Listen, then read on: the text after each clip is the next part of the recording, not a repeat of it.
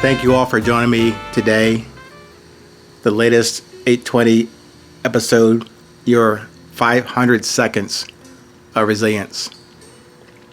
When you do get a chance, please hop over to the website, 820podcast.com. You'll find the background on all these previous episodes, on myself, my mission, and my intention to share with you the essence of that book, Resilience, the Beauty of Presence, and of course, the reason for these podcasts, to introduce you to the concept, context, and content of the book, which is, I guess, my life's journey as well.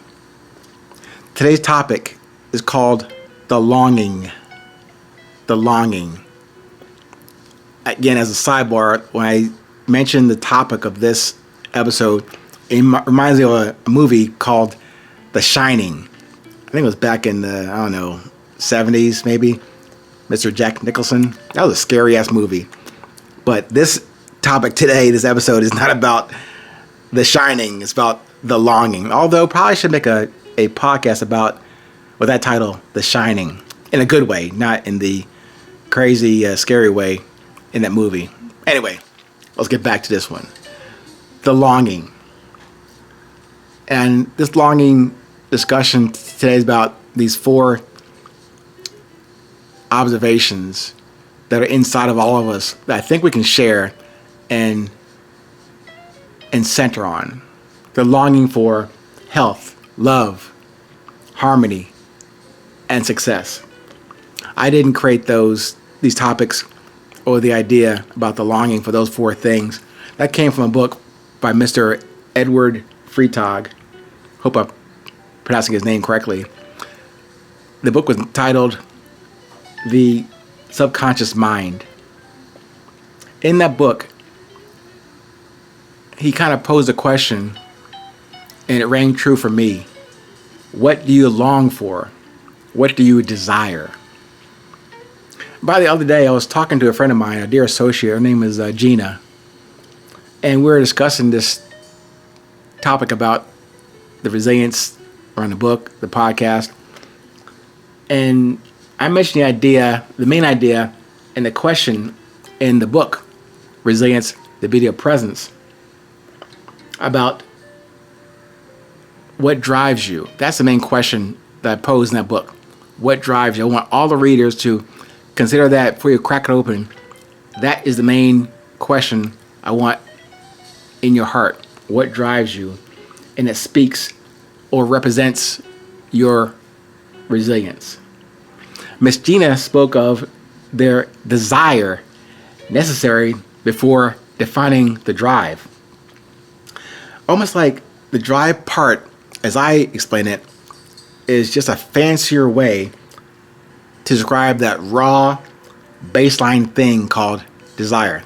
And when she said that, of course, I had to step back and say, man, that's going to derail my philosophy, but it just really refined it better. So I really appreciate that from Gina.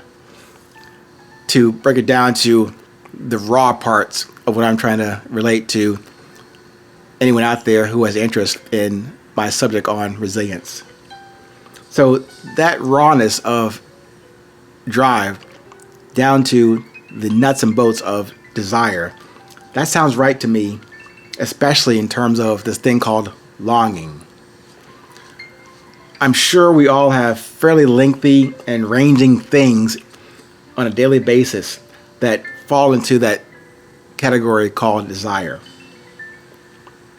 They all sound like great ideas or ventures or maybe exciting things to do. Certainly, we really can't achieve all those things at once. We gotta have some kind of priority and importance and urgency. We should apply some governance or something to those potentially rampant and maybe destructive desires that we have every day. So that baseline I'm proposing of desire, it probably has polar aspects, like good or bad, like very good or very bad. So again, I'm full of questions to share with you. This one comes up.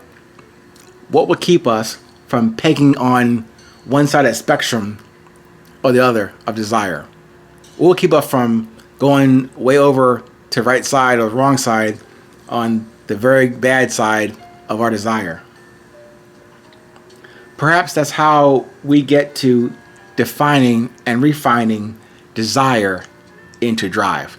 Maybe that is the raw essence, the entry fee to drive.